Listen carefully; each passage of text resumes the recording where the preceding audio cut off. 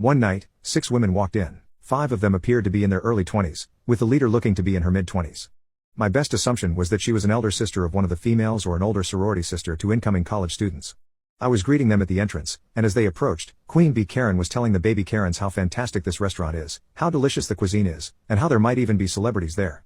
When she approached me, she explained that she required a table for 6. I responded, "Of course, can I get the name on the reservation?" She stared at me. She responded, "Oh, I didn't make one, but it's okay. The owner is a personal friend of mine. He said he always keeps 1 or 2 tables open for special guests and we can have one of those tonight." This is true for many high-profile restaurants, and I've been doing it recently as well. But I had no idea who this woman was, and she had never discussed any of this with me. I understood she was attempting to get in without a reservation, but she had chosen the worst person to try this with. I told her, "I am sorry, but we cannot seat anyone without a reservation. As you can see, we do not have any seats available." I didn't want to go all out and say, "I'm the owner, and we have never spoken before, so I never promised you anything." But I didn't want to embarrass her in front of the other girls she was with at the time. She then instructed one of the other girls to take a picture of me. She announced that she would speak with the owner and ensure that I was either scrubbing toilets or fired by the end of the week. The other girls behind her joined in, saying things like, "Yeah, kiss your minimum wage job goodbye." I wasn't sure if they were in on it with her or if they truly believed she knew the owner.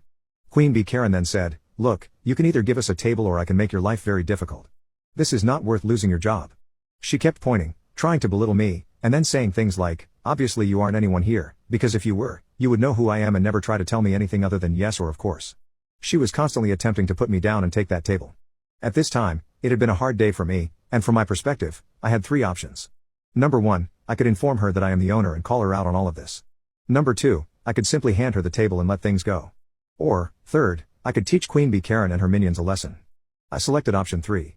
I smiled at her and said, "Of course ma'am, please follow me." I handed her one of the 3 tables we leave free in case a celebrity walks in, which occurs occasionally. I told her, "I apologize for everything and you're right, it would be simpler just to give you the table." I also assured her that the first 3 rounds of drinks would be free. I seated them down and personally served them. As they sat I told them, "We need one of your credit cards and IDs just to keep on file, and we'll return them to you before you leave." Queen Karen handed me her card and informed the baby Karen minions, "Tonight is on me." I took their orders, gave them their free beverages, and informed them that due to how busy we were tonight, the meal may be delayed. The females only worried about the free drinks. They ordered 3 rounds and still hadn't received any food. They eventually called and asked me to check on it, all while giving me the worst attitude since they arrived. I told them I will look into it, but also asked if they wanted additional drinks. They ordered 2 more rounds. They were sloshed by the time the appetizers arrived, having done nothing but drink on an empty stomach for the majority of the night and just eating salads. As more food arrived, more beverages were ordered. What these girls didn't realize was that they were at our VIP table, which normally costs a few $1,000s to sit at, but I didn't charge them for it. Except for the first 3 rounds, I charged them for all of the extremely costly cocktails they had throughout the evening. Furthermore, the table they were sitting at, as previously stated, was VIP, thus the menus were different. Prices are not displayed on these menus. This is a restaurant industry trade secret.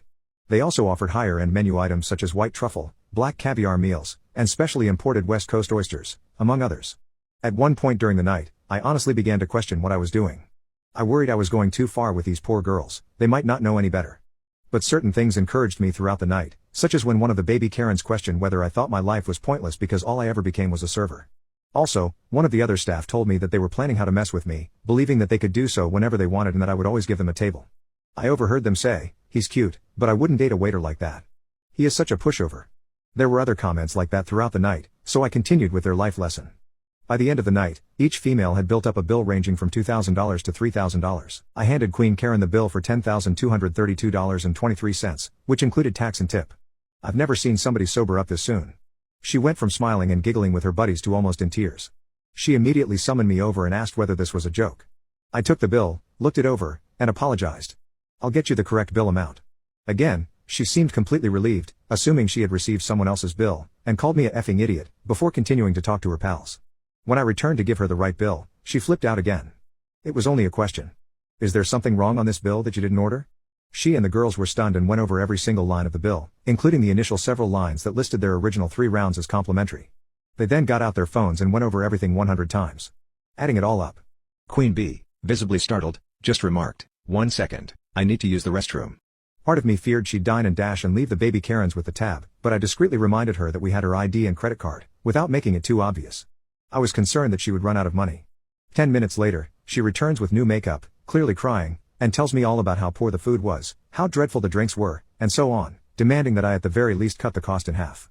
She went on to say that the baby Karens would help, despite the fact that she had previously informed them that the night would be hers. Then, as if a light bulb went off in her head, she brought up her alleged relationship with the owner again, as if it would give me extra motivation to lower the amount in half. I smiled as I told her, no, simply no, I can't change the bill.